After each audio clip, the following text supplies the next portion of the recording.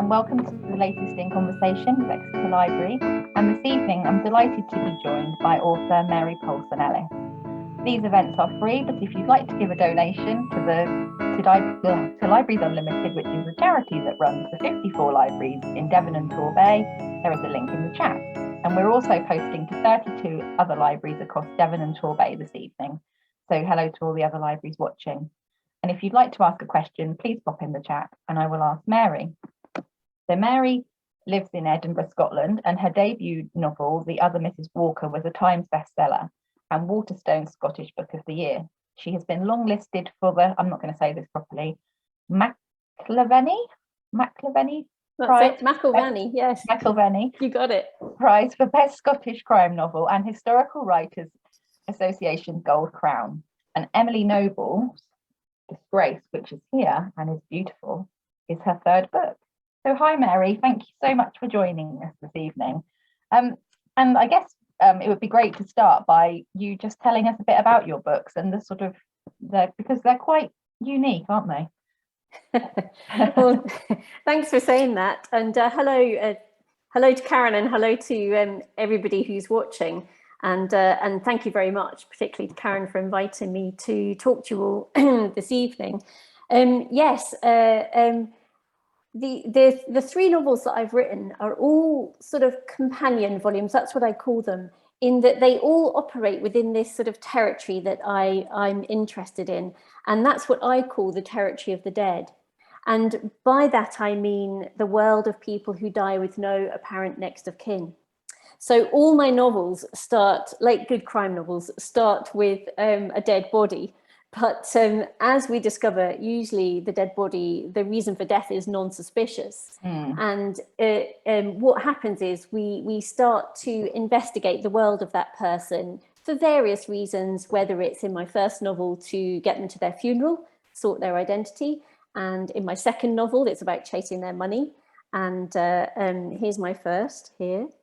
The Other Mrs. Walker. They have such stunning covers, don't they? They've done a fantastic job on the covers. Yeah. There's my second, Inheritance of Solomon Farthing. That's the one about chasing the money. And my third one, as you say, Emily Noble's Disgrace, all about who cleans up after you. So it's this whole world that I'm interested in writing about. And each book stars a different person, if you like, and can be read as a standalone or as a companion to the others. But of course, the other half of the books isn't just that job of working out about the person who's died. It's about the history, what's gone on in the past.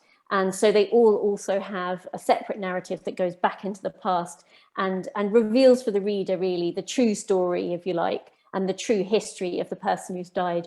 And if you're interested in the darker side of life, usually it resides in the past. And I think it's quite often when there is a sort of, when a book starts and there is a murder, sometimes you find out about the past of that person, but not in so much detail, do you? They can generally be a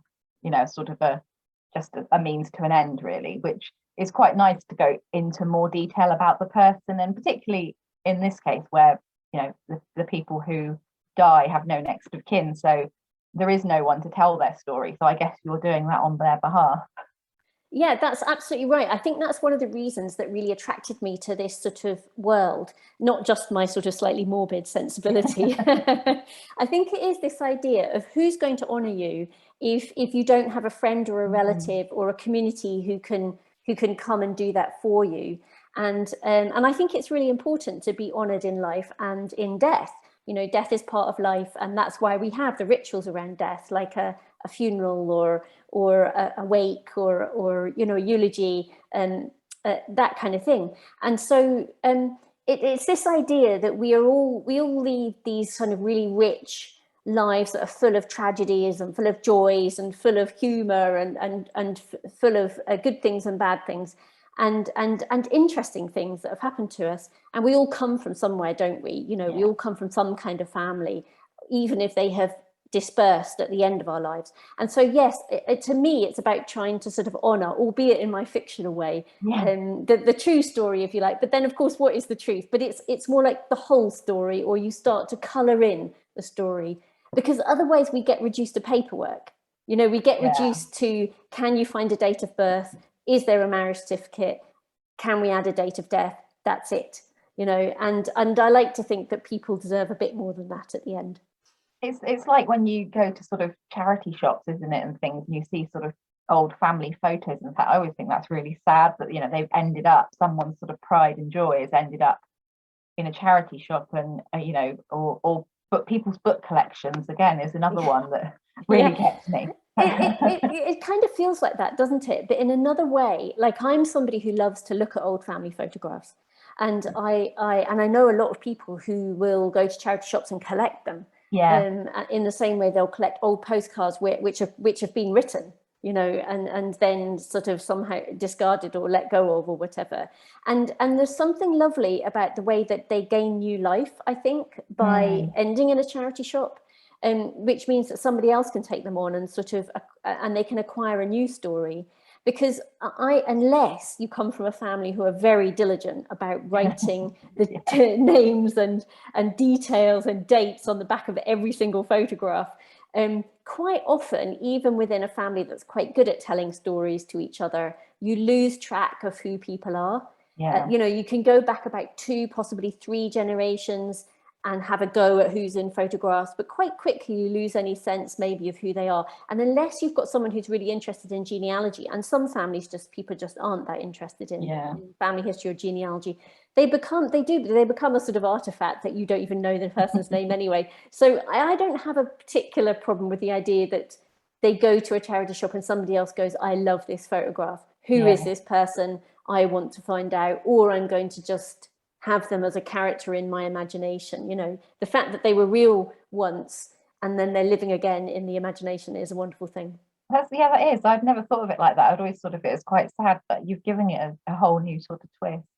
So your books are a series, but as you said, you read them as a standalone, and the sort of the world of those who die with no next of kin. What inspired you to sort of begin the series and write The Other Mrs. Walker? What sort of drew you to that?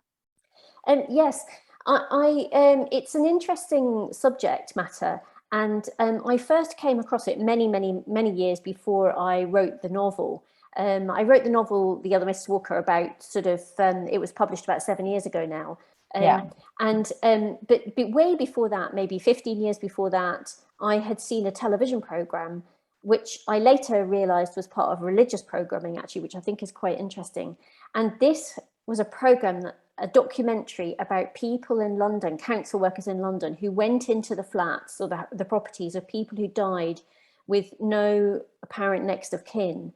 And they basically had to sort through all their belongings and everything that was left in order to establish if they could find next of kin, and also just to establish identity, to make sure they've got the same person. I mean, establishing identity nowadays is really easy. As I spoke to the police in Edinburgh who did it, when I did the research manuals, they said, just find a mobile phone, you know, and there's all that information on it. But of course, we're talking years ago that it was nothing like that. You had to find an address book, or if you're really lucky, like a passport or a bus pass, something with a photograph on it.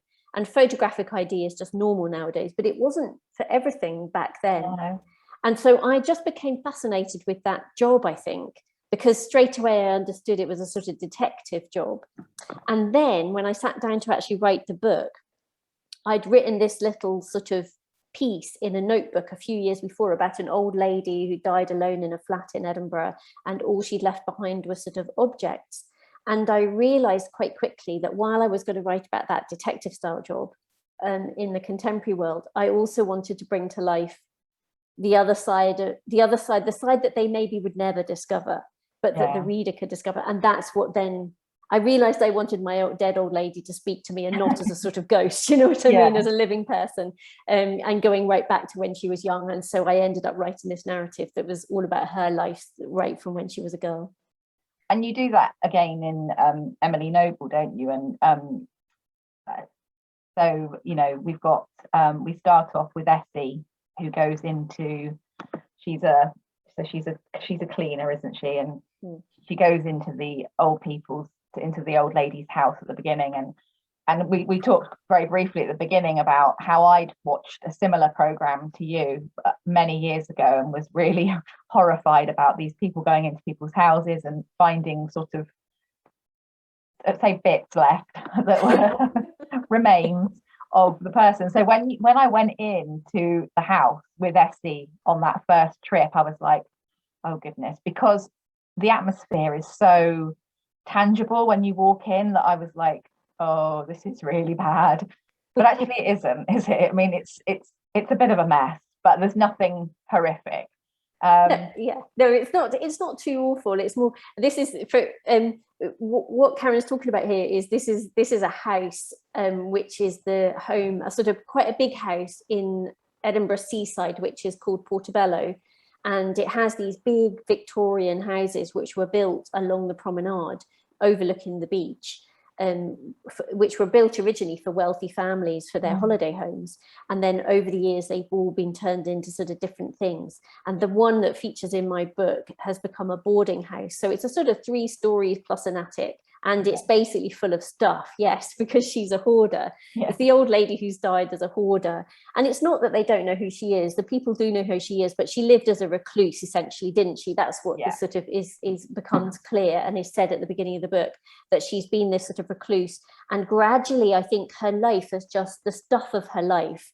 I mean, everything from sort of the carpet tiles to the microwave to the books to the curtains, everything has just sort of gradually encroached on her until she sort of just inhabits these really narrow corridors in her life.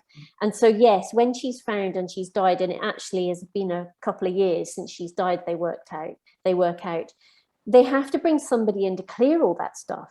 If you don't have any next of kin or any friends who would take that on, and that's a massive job, who's going to clear up after you? Literally, who's going to clean up after you? So I became really interested in this idea of what it would be like to do that job, and landed on this young woman, Essie, and that's what she does for a living. She goes in and she clears up after people who've died with no one else to do it. And that can be a crime scene, or it can just be, you know, death by natural causes, or any other circumstance you can possibly imagine, basically. So she sees it all, really, the other side of life that maybe we all try to hide in some way. But if there's no one else to do it, somebody has to see it.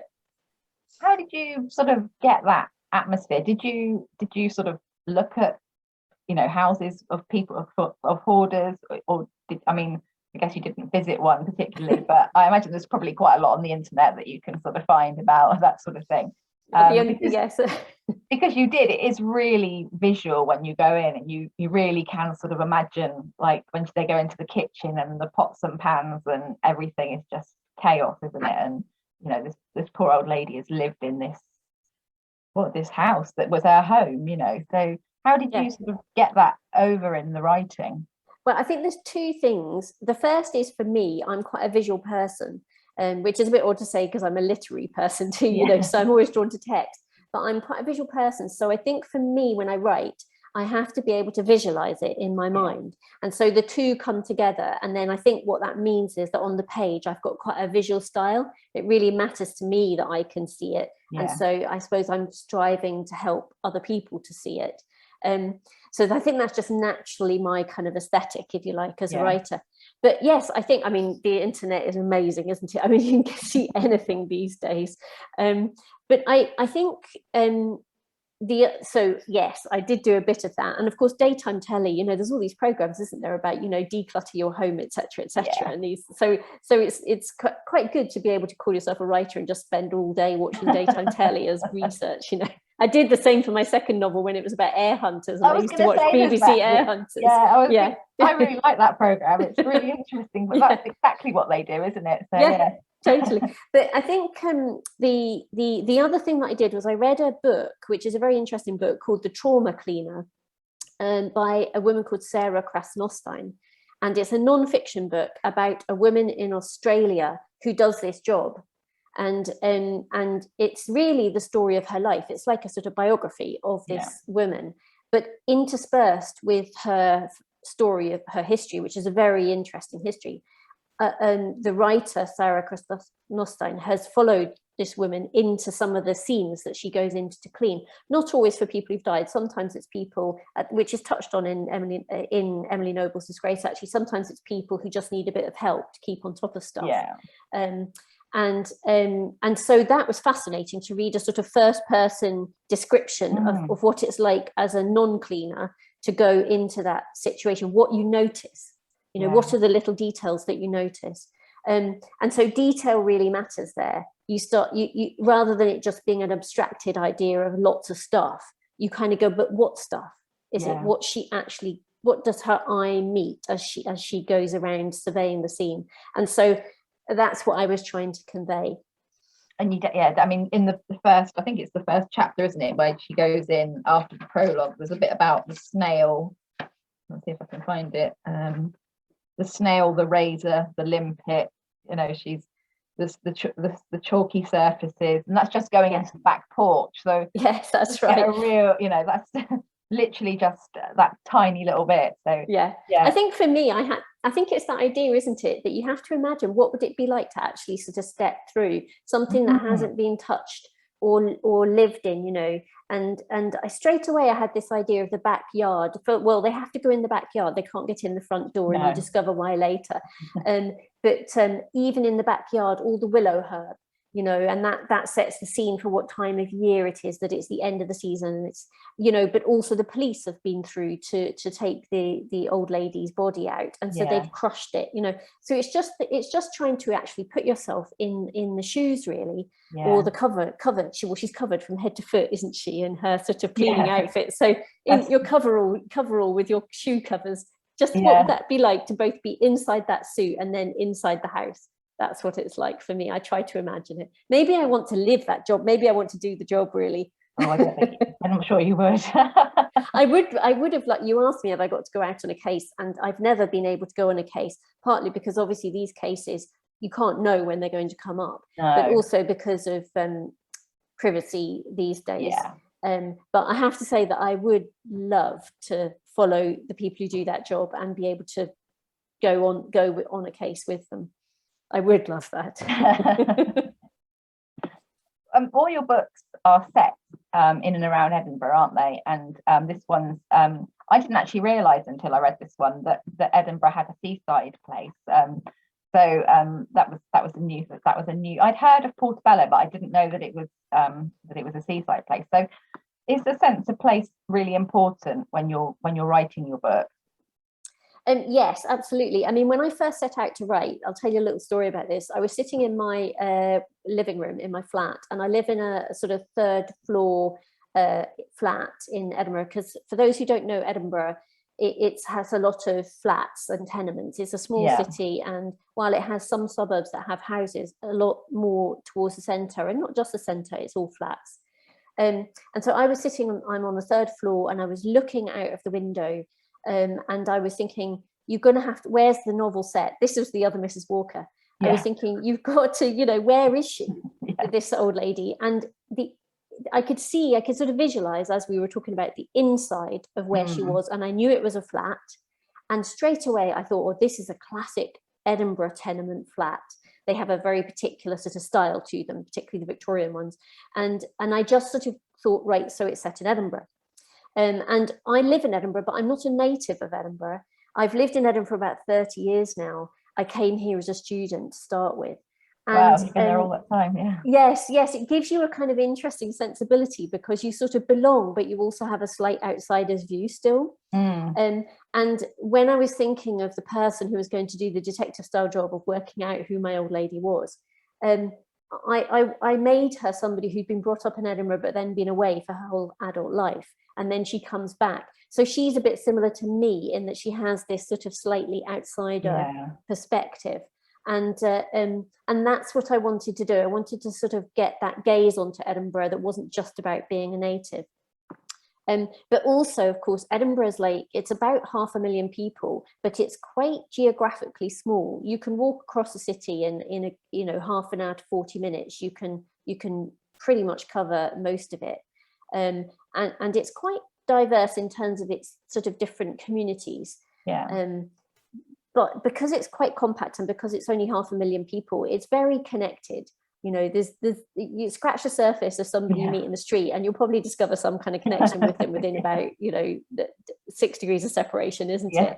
And so, because I wanted to write about this world, that's just fun for a novelist to play with this idea that a word in the right ear here, or you know, a note slipped in a pocket there, or a meeting at a funeral, which happens a few times in my books, can lead to stuff, you know. And I wanted to play with that idea too. So that interconnectedness of Edinburgh mattered to me. And then I'll tell you a story. With my first novel, The Other Mrs. Walker, it's winter, and it's described as the second coldest winter on record, which is what it was when I set the book in 2010, 2011. Yeah. And Margaret Penny, who's my detective, gets the job of trying to sort the old lady. She comes back after 30 years away, and it's through her eyes that we see this grey, austere, icy Edinburgh. And quite a lot of people in Edinburgh took exception to that when I did events, and when they read the book, they said Edinburgh's not like that at all. But then I'd go to other events and people go, oh yes, Edinburgh's very like that. So I think I nailed it. Yeah, definitely. And you're never going, as a writer, you're never going to get it right for everybody, are you? There's always sort of, and you know, we always say, you know, you have to remember it's fiction, and that's, you know, so you have that sort of license to be able to put in what you want to put in. Yeah, absolutely. And also, of course, you're doing it through the eyes of the character. Exactly. You know, so I'm going, well, in The Other Mrs. Walker, that's Margaret Penny's view of Edinburgh. And Solomon Farthing, my air hunter in my second book, has a slightly different view of Edinburgh. And then, of course, in Emily Noble's Disgrace, Essie, again, is a slight outsider, not completely, but she's lived somewhere just down the coast as a girl, and she's come to Edinburgh as a young woman. And because Edinburgh was just the city on her doorstep, and that's where you come. And then she's getting this whole insight into the sort of side of Edinburgh that most people don't want to see. You know, they don't want to see the house of someone who's died. They don't want to know what's going on in the shadows, as it were. And I'm very interested in this idea, because Edinburgh is a very glittering city. It is, you know, it's a tourist city, and it's a very beautiful, architecturally beautiful city. But like everywhere, it has this other side of normal life, and then the darker things that happen. And I'm very interested in exploring that kind of parallel world that goes on every day in a city like Edinburgh. And like you say, Edinburgh, definitely, when I think of Edinburgh, I think of like the, you know, the big buildings and the, you know, the stone and the, you know, and bookshops, because there's lots of bookshops in Edinburgh. There's so many bookshops in Edinburgh. There's one in Portobello, in fact, where the book is set now. I know, yes, I think that's why I knew that there was Portobello. That was but yeah, so it's really interesting to see the other side of it, you know, the other side of, you know, and I think particularly you know, Victorian seaside towns are always really good for a bit of darkness, aren't they, as well, because they have sort of, a lot of them have sort of gone into a demise over the years, and so those big old houses are quite sort of believable to be sort of places that are, you know, not what they were back in the day, sort of thing. Yeah, absolutely. And that was what really attracted me. So I wanted to write about what it meant to go and clean up after somebody, you know, so that's Essie's job. And the story is really kicked off by what she finds in the house, and this idea that digging through this old lady's belongings to try and understand, or she's really digging into her own past, isn't she? And so there's a sort of metaphor of cleaning up your life. How do you clean up your life? And for Essie, she can't, her past has been cut off from her for various reasons. You have to read the book to find out why. I can't tell you because it'd be a spoiler. But by digging into somebody else's stuff and trying to excavate the old lady in some ways, she's also trying to excavate her own life. But yes, the other side of it was this idea of what has happened in Portobello, which is a bus ride away from the centre of town. You know, it takes about 20-30 minutes to get to the beach. It's an absolutely beautiful beach, and it was massive resort. I mean, right from sort of the mid to late 19th century, it was huge. And that continued really all the way up into the 1950s and 60s, before package holidays and cheap air travel to the continent began in the 70s. It was absolutely rammed. I mean, there's photographs. If anyone wants to look, there's a few photographs of Portobello over the years on my website. And you can see these pictures of the beach. It's absolutely rammed with people everywhere, you know. And then it went into decline and became this very sort of depleted place. And it's quite a thriving place now, but that's not because of tourism. That's because of people who want to live there. who have built it back up, and it's quite thriving again now. So yes, I also wanted to write about a place, you know, this part of Edinburgh that had its own sort of, it's got its own ecosystem and its own history, separate almost from the rest of the city. And then, of course, the house represented that. What's going on in the house? Because these big houses started as family homes, but then a lot of them became boarding houses, guest houses. And of course, a guest house, a boarding house has people, all sorts of people washing in and out, doesn't it? And I mean, the stories that they could tell, if those walls could speak, I mean, you can imagine. So I've just put one story, if you like, into this house, and the question of the secrets that the house holds. And so yes, you get the story of Essie, you get the story of Emily Noble herself, who's a young police officer who becomes connected with the house for various reasons, and then you get the story of the house. So Isabella is I won't give away. So Essie, Isabella, and Emily are really great characters. And when you write the book, when you think about the book, what comes first, the character or the plot? What works for you? Well, for me, it's always about character. I think for me, for any writers out there, I don't know if they would agree, but for me, plot is character.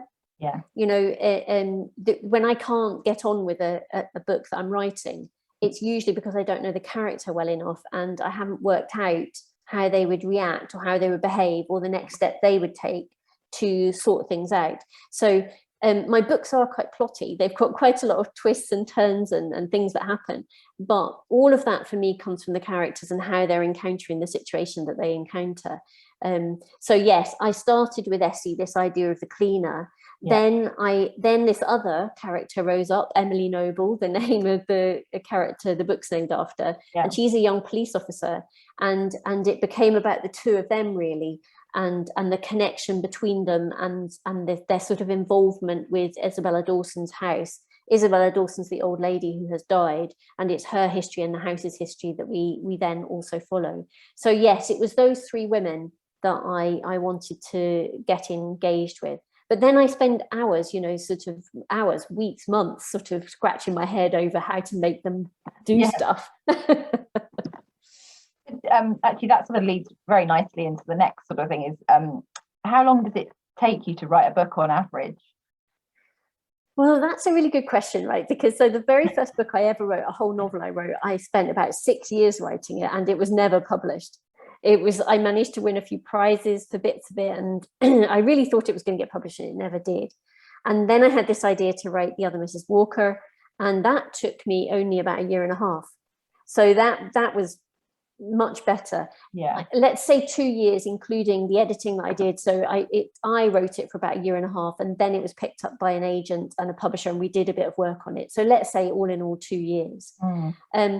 Since then, I've been lucky enough to have contracts for the books, and they're supposed to come out every 2 years. And so I suppose I have got 1.5 years, basically. And so I can write a book in 1.5 years.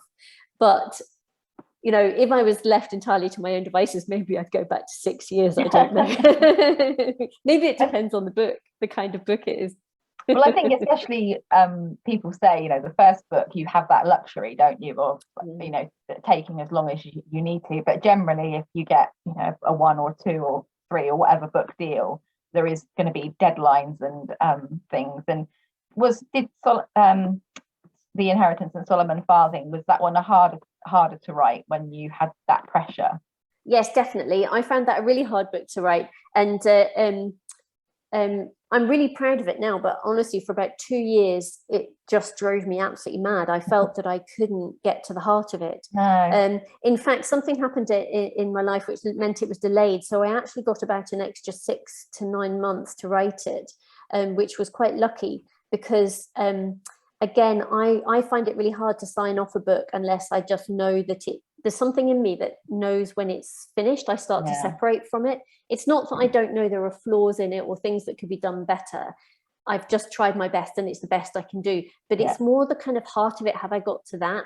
And with Solomon Farthing, it took me a long time. For though Solomon Farthing is about an heir hunter, as we said, and he's chasing the estate of, he's trying to find a living relative of an old soldier who's died, and he keeps rubbing up against his grandfather, who was a soldier in the First World War, and this group of men. And the thing in the past is all about this group of men at the very end of the First World War.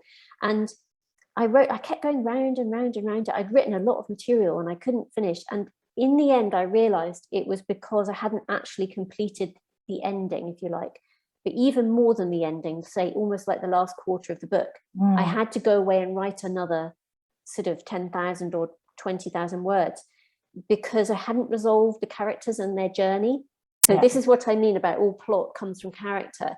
I could have ended it with lots of plot things. Well, this will happen or that will happen, but it didn't feel right. It had to come from those characters, and they weren't quite resolved. So yes, I really struggled with that one. And I think that was partly because I put a lot of expectation on myself. And I also thought that I would be able to write it in a sort of slightly quicker way by doing this grand plan and laying it on top of, and just writing it all to plan, and it would all be brilliant and I'd be done in about 6 months. Famous last words, that didn't work out at all. This one and Emily Noble's, was that about sort of about a year and a half then? Did you? Yes, that was about that. Actually, the interesting thing about Emily Noble's Disgrace was that I had started writing it in 2019.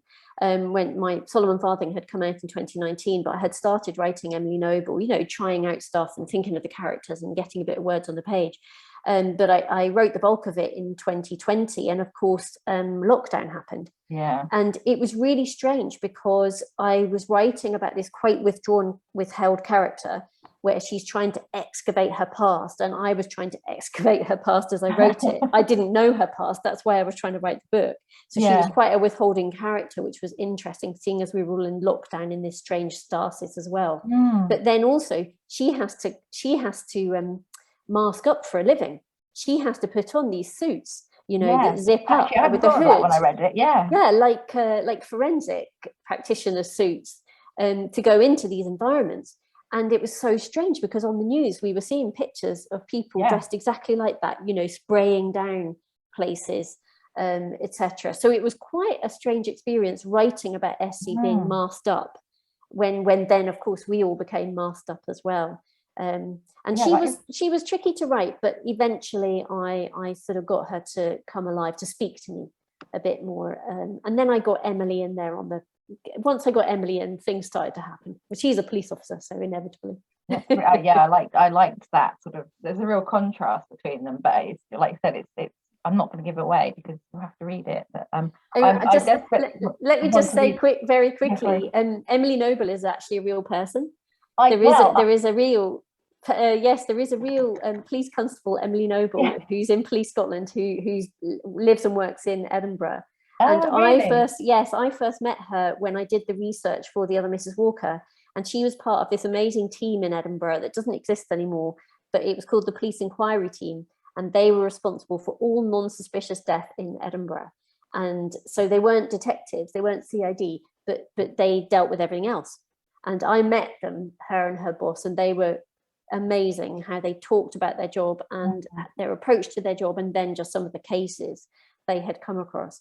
And then when I was writing, I like for my characters who take center stage to then become in the background of the other novels. Yeah. And so in Solomon Farthing, Emily Noble, I wanted a young police officer just as a very minor character that he interacts with. And I wrote to her and I said, can I use your name for this young police officer? Because I thought it was a brilliant name for a police officer to be called Noble, And she was very kind and said, yes, you can. And then I said, I might want her to be the star of the show for my next novel. And she said, yes, that's fine. I actually just wrote to her and sent her a copy of the novel just last week. So. Oh, lovely. Oh, that's really nice. Oh, I mean, it's, as I said at the beginning, the covers, I think that the covers of your books are stunning, aren't they? They're very, they're very dark, but they're stunning. They really stand out. And before I knew that I was interviewing, I remember seeing them in the library and thinking, oh, they look really good. And I haven't read them. So yes, absolutely. They've done a fantastic job, actually. I'll show you again. So I think the real standout one, the first one, was The Other Mrs. Walker. Here she is. So this was the paperback cover. The hardback was slightly different. But when I saw that cover, I knew that the designer, who's a woman called Amy Smithson, who works for Pan Macmillan, who are my publishers in their art department, I knew that she'd really understood the book, because it just asks that question, doesn't it? Well, who is the other Mrs. Walker, and who's the person in this?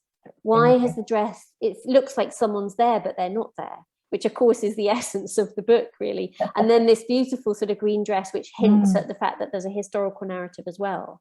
And then they've continued that quite bold typography. And Solomon Farthing, actually, this is the paperback, which they went for the object, because objects are very important in my books, and how they travel from past to present.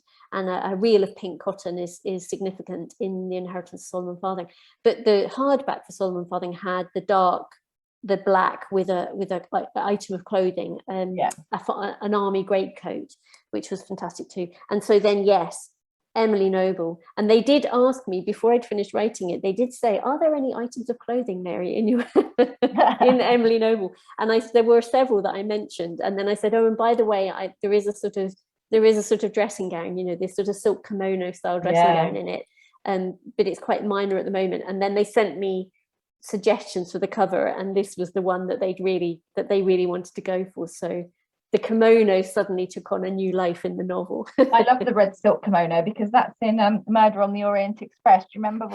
Yes, totally. When Poirot always says about the woman in the red silk kimono. So yeah, absolutely. I know, that's right. Going down the corridor. That's right. He's seen her, or for anyone who hasn't read it, we won't say any more. But he sees the red kimono going down the corridor. That's right. Yeah. But no, they really stand out, actually, I think, and they work really nicely as a sort of group of books. Yeah. I think if you see them next to each other, they're very attractive, like you say. Yeah. So I feel very lucky, because for people who don't know, maybe you do know, most authors have no say over their covers at all. You get what you're given, really. They're kind enough to ask me what I think, but they come up with the design, and they're the professionals, and they know how to try and make something eye-catching, and I think they have. I do. We're getting close to the end now. It's gone really quickly. So I'll do some quick fire questions so we can get them all in.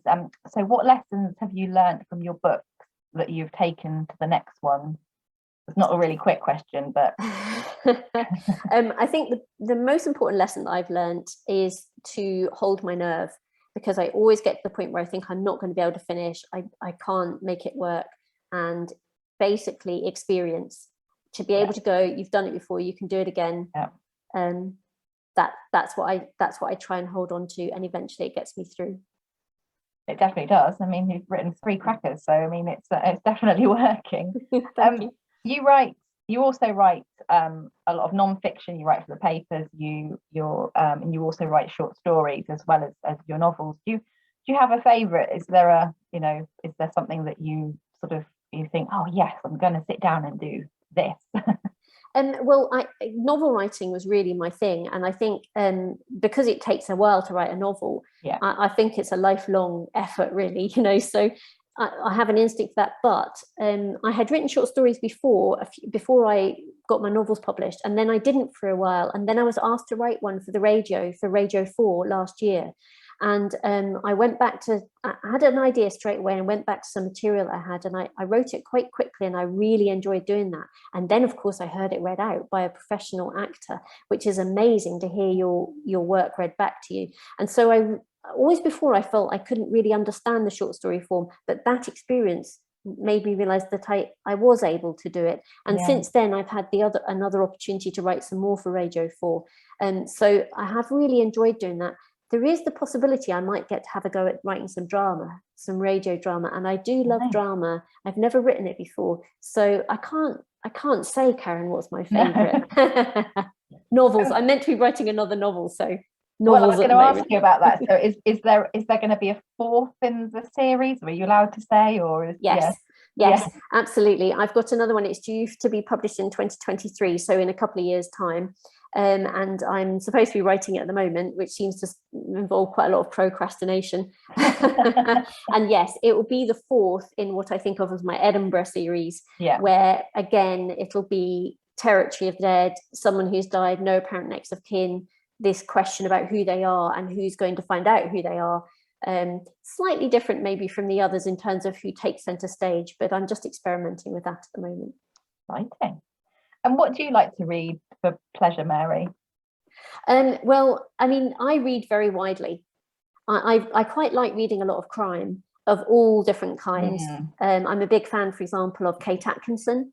Yeah. I think her Jackson Brodie series are really amazing, although I love all her other books. I think Life After Life is a brilliant, amazing novel.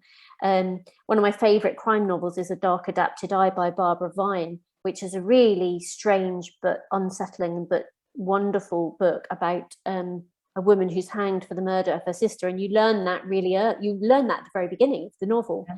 And then it's really the story of how and why that came about. So I do like all of that kind of stuff. I think I quite like stuff that sort of crosses genre slightly. Yeah. I mean, I think my books have been described both as sort of crime, sort of in crime territory, but also sort of historical novels. Yeah. And then I like to think they're sort of literary in the sense that sentence by sentence level, they work well. And so I tend to think of myself as sort of crossing a bit. So I quite like books that blur genre a bit. I'm just about to start reading David Peace's novels. He writes trilogies as well, so I'm quite interested in these kind of companion books. You know, he's the one who wrote the Red Riding. Well, it became a quartet. It was meant to be a trilogy, it became a quartet about corruption in the police in the 1970s in Yorkshire. And he's written another series about Tokyo and things like that. So they're kind of detective, they're investigative. Yeah. But they're also about the whole history of the place and the whole history of a culture too. I like that kind of thing. Yeah, but I mean, there's a lot going on there, isn't there, to sort of pick up on. And so is there anything that you would recommend to our readers this evening that you've read recently? Yes, there's a book that I've read recently, which if you're at all interested in the sort of territory that I've laid out for my books, there's another series of books written by an Edinburgh author called Doug Johnson. And he actually got a job as a writer in residence with a funeral directors. Now that sounds to me like sort of the perfect job, basically. And off the back of that, he's written a series of books. There's 3 of them now, trilogy 2, about this intergenerational family called the Skelfs. Oh, I've read, yes. Have you read them? I've read one of them, Yes, all women. And basically they run a funeral directors and they also run a private investigators firm. Yeah. Here's the first one, A Dark Matter. I think I read the second one. Here's that one? That's third. Here's the second. That's the one I read, The Big Chill, yes. And then the third one, which just came out this year, is The Great Silence.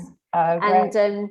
And they're terrific. They're terrific. And also Doug actually trained as a physicist. He's got a PhD in physics. And he brings in these ideas of the meaning of life, really. Yeah. And these ideas from physics into also these kind of crazy investigative novels with murder and other dark things. But then also this question of what does life mean? What's it mean to be a funeral director? You know, what do you come across every day? They're in them as well. Yes, they're very funny. They're quite darkly funny. Yeah. Yes, they're very, but they're very good. Right up my street. Yeah, they're really good. I did enjoy that one. I must read the others actually. It's just my tibia read pile is just it's horrific. I can imagine it's huge. Well, thank you so much for joining us this evening. And the Emily Noble's Disgrace is out now. It's in hardback at the moment, isn't it? Is it due to come out in paperback soon? It'll be in paperback, I think, probably spring next year. So you can order a copy of all of Mary's books from the library, from Devon Libraries or Torbay Libraries. And if you'd like to buy a copy of the book, you can order it from our friends at the Bookery. Our next In Conversation is on next Tuesday on the 26th, and we're having a complete turn because we're going to go to a Exeter Library and Books in the City Digital's original with 3 authors, Simon Booker, Jackie Fraser and Florence Keeling. And that's at 7 o'clock on our Facebook Live. And if you'd like to find out any more about our In Conversations, all the details are on our Exeter Library Facebook page. Thank you so much for joining us this evening, Mary. It's been really fascinating. And if anybody wants to read Mary's books, as I said, you can order them from the library, and they're really engrossing, and I think you'll really love them. So Thank you again, Mary. Thank you so much. It's been an absolute pleasure to talk to you. I've really, really enjoyed it. Good. Thank you so much. Take care. All right. Bye-bye. Bye.